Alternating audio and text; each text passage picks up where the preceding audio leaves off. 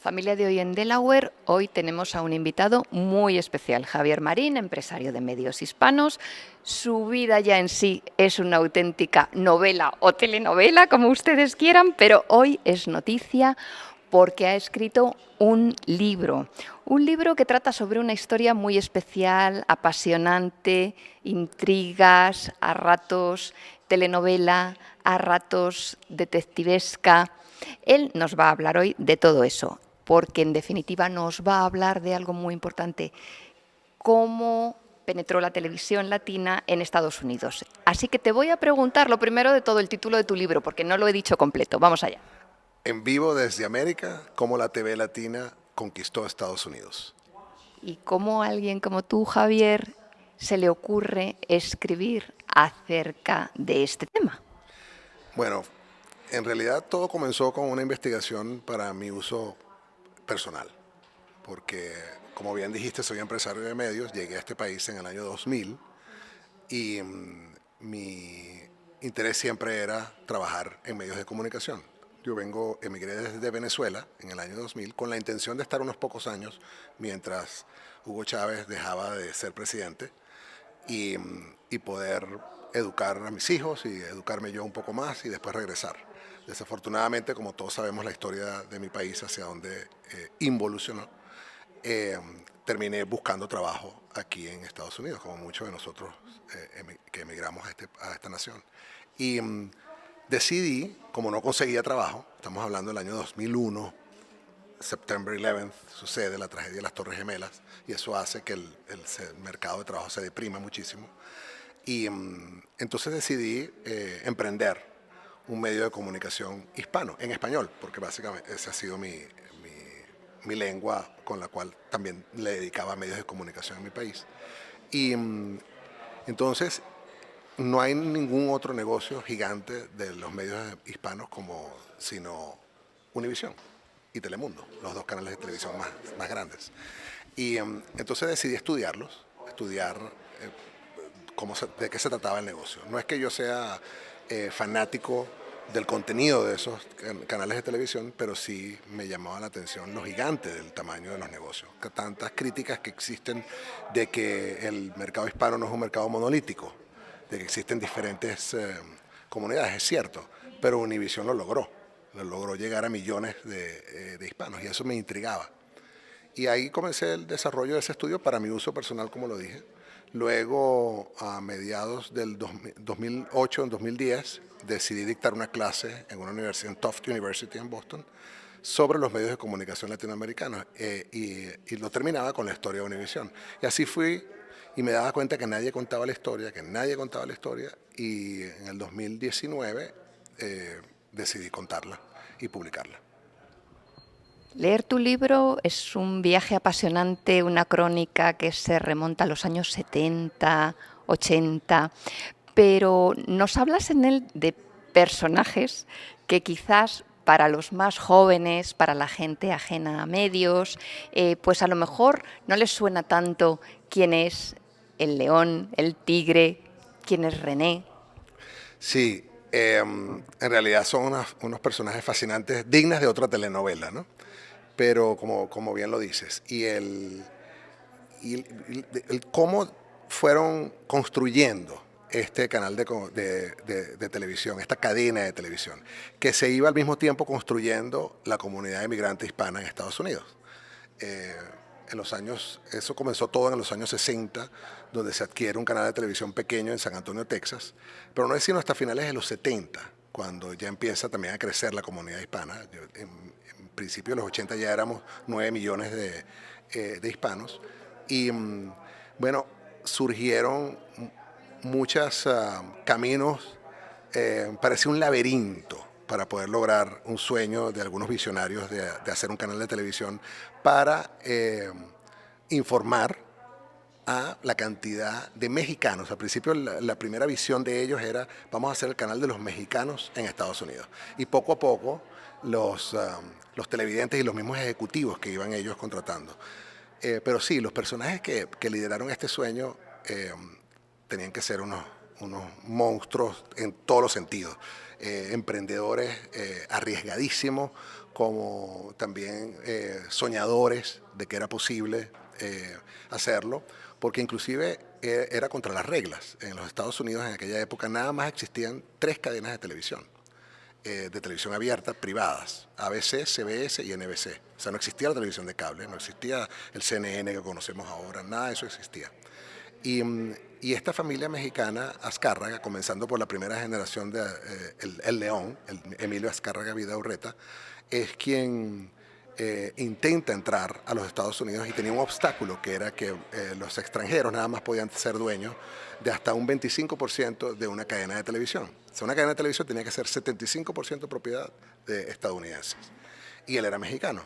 Entonces, él tenía un empleado estadounidense en Estados Unidos, René Anselmo, que es a quien entrena en ventas y después lo manda a Estados Unidos a vender contenido en aquella época. Televisa en México no se llamaba Televisa, se llamaba Telesistema Mexicano. Y Telesistema Mexicano contrata a René Anselmo, lo envía a Estados Unidos, compran este canal en San Antonio que se llamaba Spanish International Network. Y las siglas las pronunciaban en inglés, SIN. Y empezó a comprar televisoras pequeñas en distintas ciudades. Y llegó la tecnología de satelital. La tecnología satelital llegó vía México. Cuando muere el león y hereda el tigre lo primero que hace es que le cambia el nombre de Telesistema Mexicano a Televisa. Televisa significa televisión vía satélite. Y con esa nueva tecnología, de la transmisión vía satélite privada, que no era conocida en Estados Unidos. En Estados Unidos la televisión vía satélite era nada más PBS, el canal del gobierno. Y trajeron esa tecnología y prácticamente crearon un cuarto network sin que se diera cuenta los organismos reguladores. Sin que se dieran cuenta, ni siquiera que construyeron el cuarto network, ni tampoco que había un estadounidense, ya podría llamarse testaferro o frontman de la familia mexicana. Y así comienza con esas aventuras. En México le decían al león que estaba loco en hacer esto, y él decía que sí lo podía lograr. Y poco a poco se dio cuenta que sí podía. Y hay un suceso muy importante a principios de los años 70, cuando les toca comprar la televisión de Miami. ¿Okay? Todavía el león estaba vivo, ya en sus últimos años, tenía cáncer, y esto fue un año antes de morir. Y les toca comprar el canal de Miami. René Anselmo decía, hay que comprar Miami, porque si no compramos Miami no somos un canal hispano de Estados Unidos. Y el tigre se negaba, porque en esa época México apoyaba a Fidel Castro. O sea, México era sí, aliado de la revolución de Castro. Entonces eso los cubanos en Miami prácticamente odiaban a cualquier cosa que significaba México. Y el tigre siempre decía, si compramos Miami nos van a quemar el canal, los cubanos. Y hay una frase muy célebre que el león le dice a René Anselmo frente a su hijo: compra esa chingada. Y esa fue su última compra. Cuando muere el león, el tigre despide a Anselmo, porque dijo, te fuiste en contra de mí. Pero el canal de Miami tuvo tanto éxito, las telenovelas, al cubano se le olvidó el tema político, y fascinado con Chapulín Colorado, fascinado con las telenovelas, con el fútbol, y un éxito. Entonces vuelve otra vez a contratar a René Anselmo, también por presiones de varios socios minoritarios que había. Entonces ese es nada más el comienzo. Después viene la etapa del crecimiento de los hispanos, empiezan a vender. Empezaron a vender de 2 millones, pasaron a 5 y a 15 millones en los años 80. Y hay un litigio donde pequeños accionistas minoritarios, por razones que pueden ver los detalles en el libro, deciden demandar a los mexicanos por una transacción financiera. Pero esa transacción financiera se convirtió en una bomba nuclear, porque la FCC detecta que el canal era manejado por mexicanos. Y como ya éramos 9 millones, ya con un monto considerable de votos hispanos, estaba Ronald Reagan al mando. Ronald Reagan, si recordamos, había sido gobernador en California. O sea, él sabía lo importante de la comunidad hispana. Ronald Reagan es el que hace la amnistía a la cantidad de hispanos que se hacen ciudadanos y se convierten en votos republicanos. Entonces se da cuenta de la importancia del canal y empieza una presión, sí, una trama dramática, porque entra la política, entra el gobierno mexicano contra el gobierno de Estados Unidos, no contra, tratando de convencer al gobierno de Estados Unidos que traten bien a los inversionistas mexicanos, pero al final prácticamente existe una venta forzada donde se lo pudieron haber quitado, pudieron haber hecho que la FCC cancelara y no hubiéramos visto más nunca a Univision.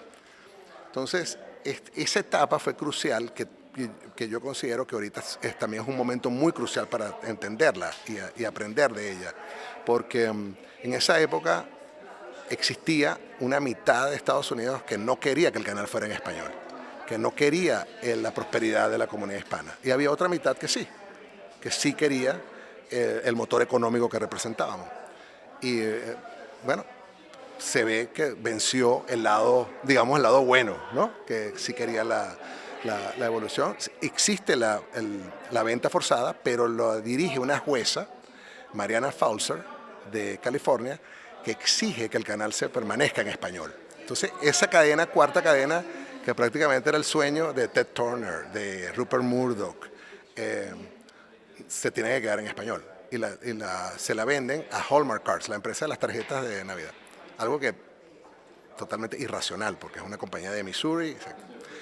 Y bueno, ahí sigue la trama, los mexicanos salen, ¿verdad? Pero el Tigre fue muy astuto porque las telenovelas mexicanas todos las querían. Entonces le seguían comprando todo a Televisa, el contenido.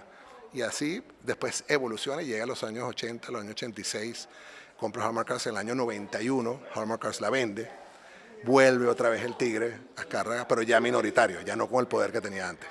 Y hay un personaje tan importante como el Tigre y el León, que es Jerry Perenchio. Jerry Perenchio fue el representante artístico de Ronald Reagan. Cuando Ronald Reagan era actor, Jerry Perenchio era su representante artístico. Era el representante artístico de Marlon Brando, de Elizabeth Taylor. Es un personaje también de otro lado del libro, que es otros capítulos de la telenovela. Este fue el empresario que hizo la pelea de boxeo. El que le gusta el boxeo y sabe de la historia del boxeo se recuerda aquella pelea de Muhammad Ali con Fraser, que era a Muhammad Ali le habían quitado la corona de campeón mundial porque no estaba en contra de la guerra de Vietnam, y se la dan la corona a Fraser. Y este señor, Jerry Perenchio, se le ocurre, cuando se acaba la sentencia y queda libre Ali de poder volver a boxear, hace la pelea del siglo, que los pone a ellos dos a pelear, pero lo hace en el Madison Square Garden y vende los derechos de transmisión por circuito cerrado. O sea, no vendió los derechos de la pelea a un canal abierto. Y ahí se crea el nacimiento de la importancia del canal de cable, porque antes lo que existía eran circuitos cerrados. O sea, los hoteles pasaban películas o pasaban un evento.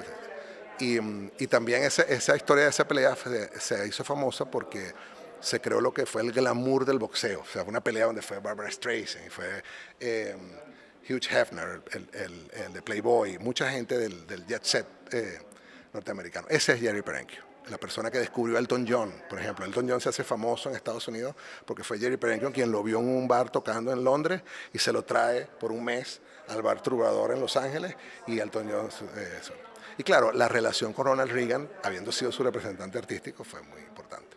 Pero este es un personaje que todavía no lo pude confirmar, pero estoy casi convencido por algunos de sus supervisados que hablaba español, pero nunca lo dijo, o que entendía el español. Vivía en una mansión en Beverly Hills, que era, en aquella época había una serie, no en aquella época, pero en esa época, había una serie muy famosa, clásica en Estados Unidos, que se llamaba los Beverly Hillbillies, que era una familia pobre de un estado petrolero que se ganaron unos millones y se fueron a Beverly Hills.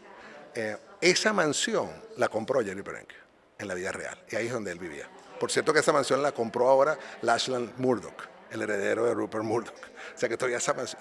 En el libro puedes leer la historia de esa mansión, que también es increíble.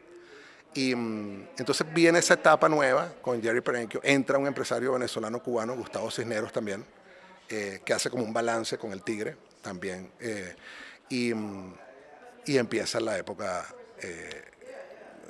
o sea, empiezan a vender cientos de millones de dólares.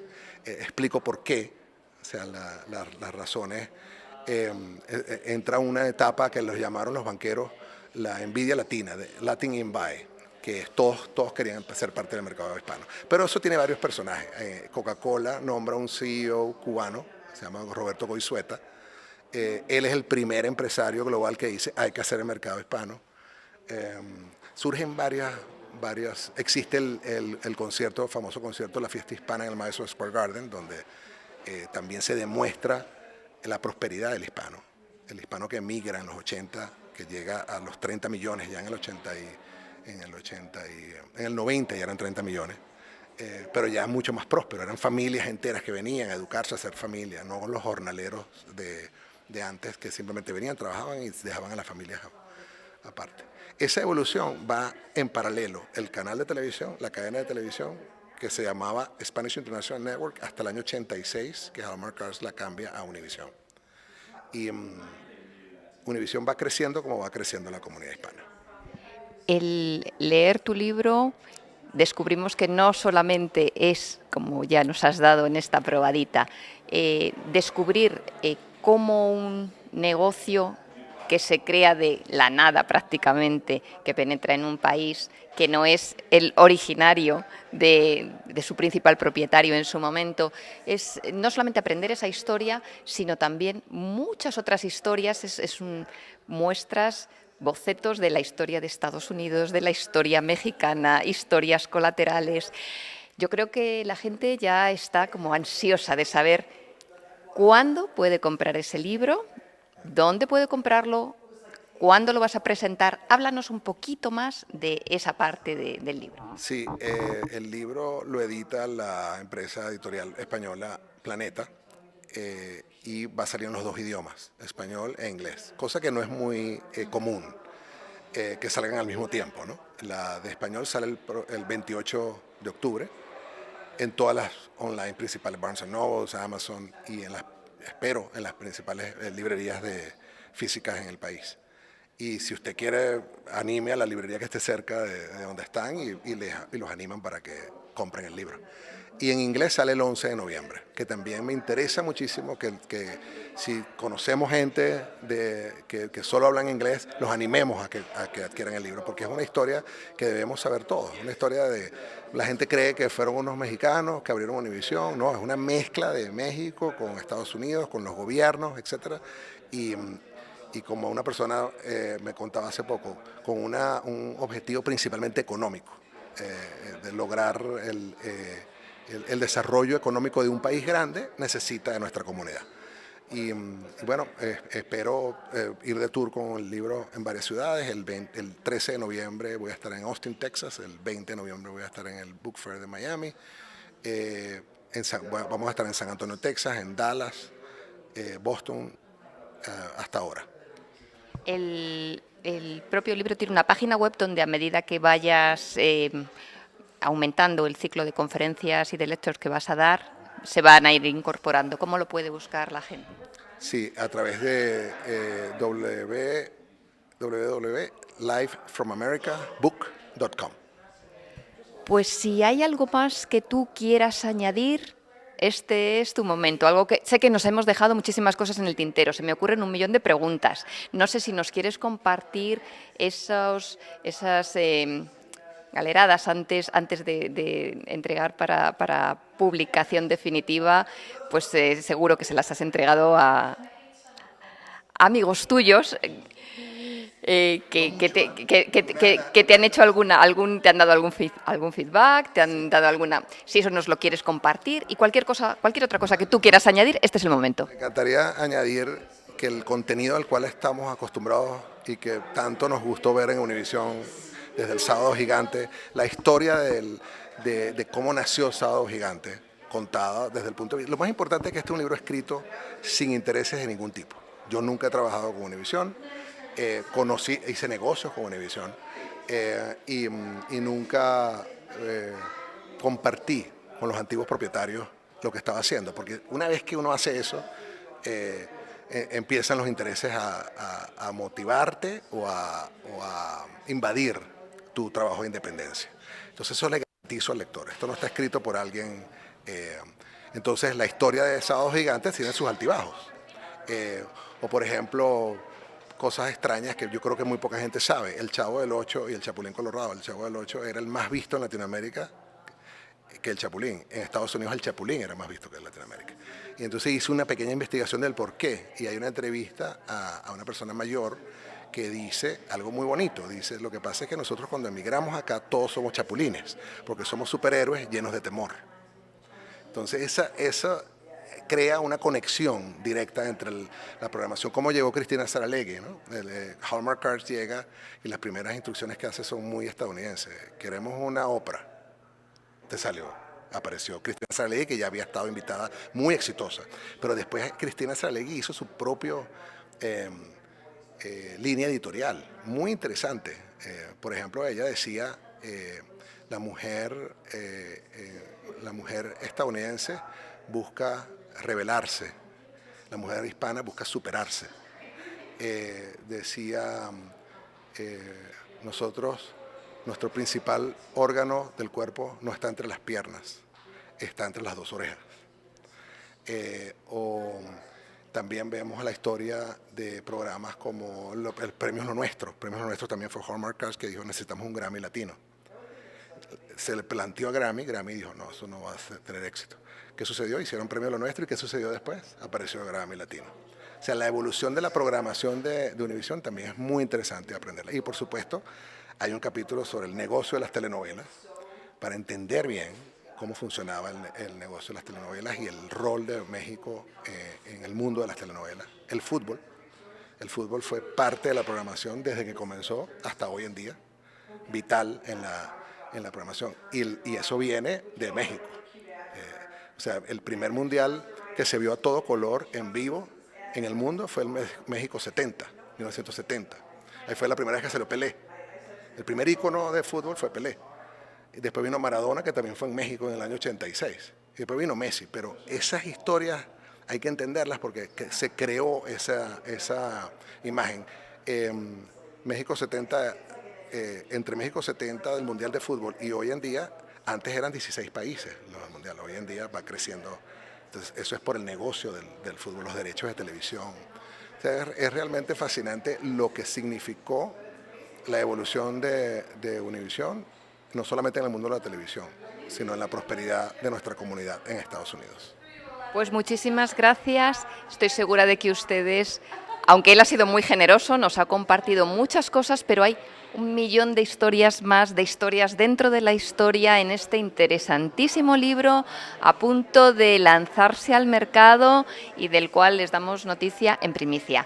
No se lo pierdan, una historia interesantísima. Los empresarios exitosos no surgen por casualidad, no es únicamente una cuestión de suerte, ese es un factor pequeñísimo. Y en este libro es donde podemos aprender todas esas historias detrás de la historia. No se lo pierdan, les ponemos el link para que ustedes puedan consultar hacia dónde pueden encaminarse si quieren escucharle directamente en sus lectures o si quieren adquirir este libro. Muy pronto en su librería local, no se olviden. Muchísimas gracias.